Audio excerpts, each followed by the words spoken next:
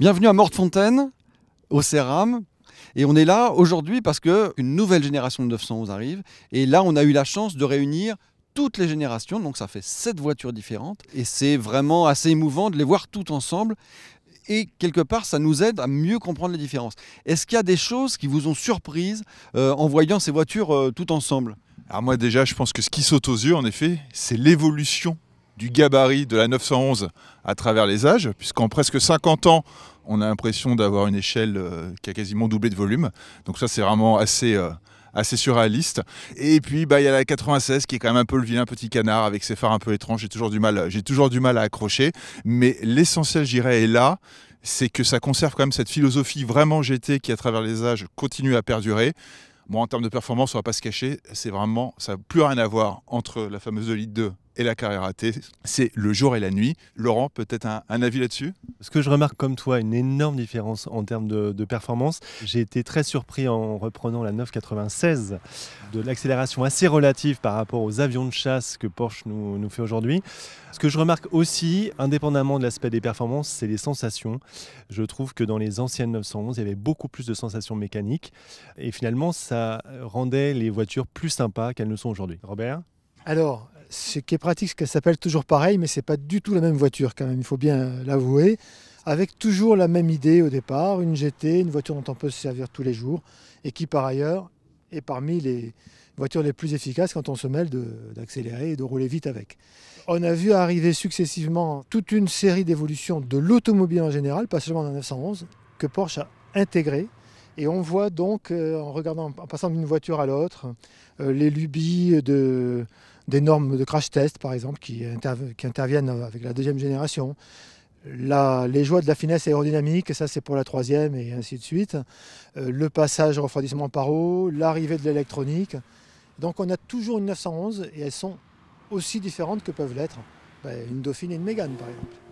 Est-ce qu'on peut quand même parler d'une 911 ou différentes 911, je ne sais pas. Mais alors, qu'est-ce qu'on va attendre de la nouvelle génération, de celle qui nous est promise là pour dans quelques semaines? Qu'est-ce qu'on veut et surtout, qu'est-ce qu'on ne veut pas que la nouvelle 911 soit, Sylvain? Autonome, disait Robert. Oui, non, c'est sûr que, hélas, je pense que ça reviendra un jour ou un autre. Mais qu'est-ce que je veux que la 992 soit? Et j'aimerais bien, en effet, qu'on remette au coup du jour cette sensation de légèreté qu'on retrouve notamment sur les premiers millésimes, moi qui saute aux yeux. Ça, je trouve ça quand même vraiment fabuleux, l'impression vraiment de se déplacer avec une voiture légère, petite, compacte, et ce qu'on a complètement perdu avec la 91 qui est une excellente GT, mais voilà, on a clairement perdu ça, et ça je regrette. Mais puis après la 92, on sait que Porsche, de toute façon, depuis des années, à chaque fois qu'ils sortent une 911, ils ne font que la bonifier. On est les premiers à râler, on est les premiers à dire qu'elle est encore meilleure, et malgré tout continuer à râler. Donc c'est tout le paradoxe français. Laurent, toi, la 92, qu'est-ce que tu en attends? Alors moi, je vais revenir à ce que je disais tout à l'heure en termes de sensations mécaniques. J'en attends un caractère moteur un peu moins lissé, plus de vibrations, plus de sonorité aussi, et qu'elle se rapproche un peu d'une GT3, même dans les versions Carrera classiques, qui a un feeling qui soit un peu plus sportif que jusqu'à présent. Robert ? Moi, Jonathan, qu'il nous fasse une voiture un peu légère, ça serait sympa, comme tu dis, et pas seulement parce qu'elle aurait un peu moins d'équipement ou des choses comme ça. Et pour faire une voiture légère, il faudrait faire une voiture un peu plus vide.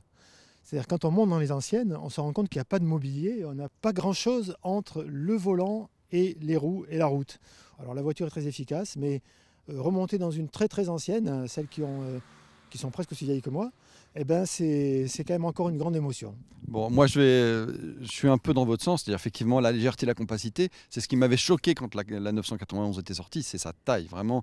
Mais je vais quand même me faire l'avocat du diable. La 911, effectivement, elle a grossi, elle est devenue plus puissante, elle est sur des roues de plus en plus énormes, il y a du matériel dedans, ça c'est sûr. N'empêche que quand on la compare à ses concurrentes, eh bien on se rend compte que quand on la pèse, c'est toujours elle la plus légère, que finalement c'est toujours elle qui propose le feeling le plus direct, le plus immédiat. Donc cette philosophie-là, elle l'a conservée, mais en l'adaptant aux exigences de la période et du temps. c'est encore elle qui fait ça le mieux. Et effectivement, on rêverait de revenir autour de la tonne, sauf qu'aujourd'hui, on sait très bien qu'il y a des contraintes de crash test, il y a des contraintes d'environnement qui font que ça devient très compliqué. Donc voilà. Eh bien, je crois que maintenant, ce qui va se passer, c'est qu'on va aller découvrir les voitures qui sont derrière nous, retrouver leur saveur, retrouver leur sonorité propre. Et on se rend compte qu'entre le 6 cylindres AR de 2 litres 2 de la 911T et le 6 cylindres turbo de l'autre 911T, il y a un air de famille, sans doute, mais ça sonne pas du tout pareil.